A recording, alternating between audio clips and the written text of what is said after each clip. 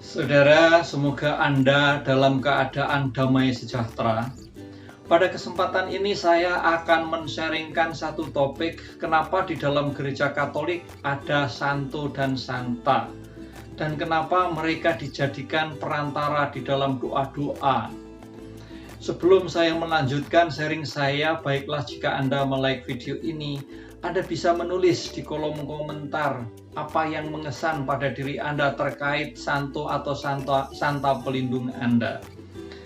Jangan lupa klik lonceng notifikasi saudara agar setiap kali saya mengupload video baru, Anda mendapatkan pemberitahuan.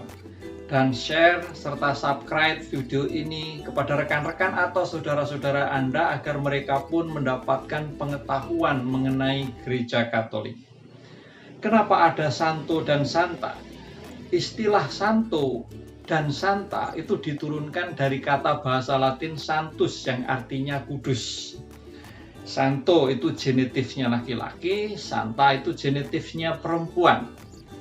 Santo dan santa, saudara, gelar ini diberikan kepada orang yang selama hidupnya melakukan perbuatan-perbuatan baik, keutamaan-keutamaan, kebajikan-kebajikan, sampai pada titik akhir rela menyerahkan, rela mengorbankan nyawa dan hidupnya untuk Tuhan, saudara.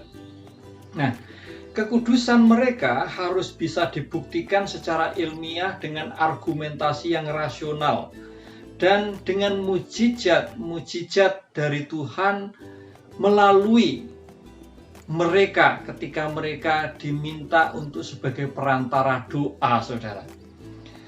Proses seseorang diangkat menjadi santo atau santa itu disebut kanonisasi, dimasukkan di dalam deretan. Kanon itu deretan, prosesnya itu sendiri disebut beatifikasi atau pengangkatan menjadi yang berbahagia.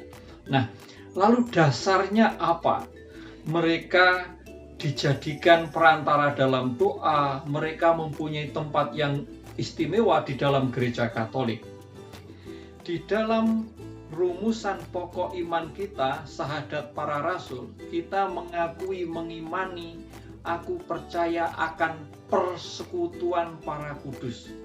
Kata persekutuan para kudus ini, saudara, artinya adalah bahwa gereja itu adalah persekutuan para kudus yang mempunyai anggota 3 status. Status pertama adalah mereka yang sudah mencapai kekudusan atau kemuliaan, yaitu para kudus itu sendiri, santo-santa itu sendiri. Yang kedua, anggota gereja yang kedua adalah kita-kita ini yang masih berziarah di bumi.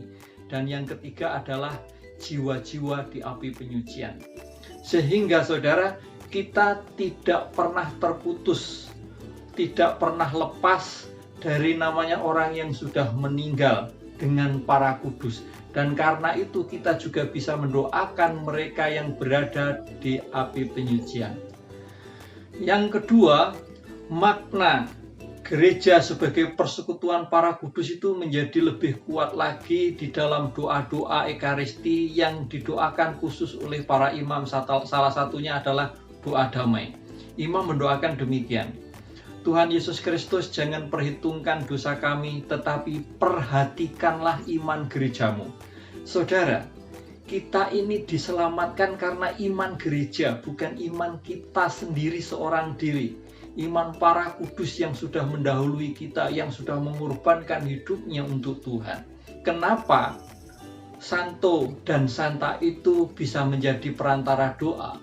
Padahal kan satu-satunya perantara doa adalah Yesus Kristus, seperti ditulis dalam 1 Timotius bab 2 ayat 5.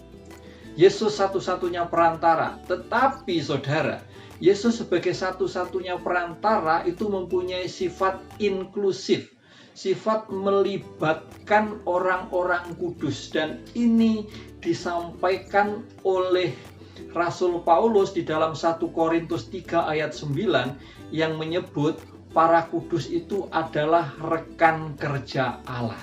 Mereka adalah rekan kerja Allah, dan karena itu mereka dilibatkan di dalam perantaraan doa-doa kita bersama dengan Yesus.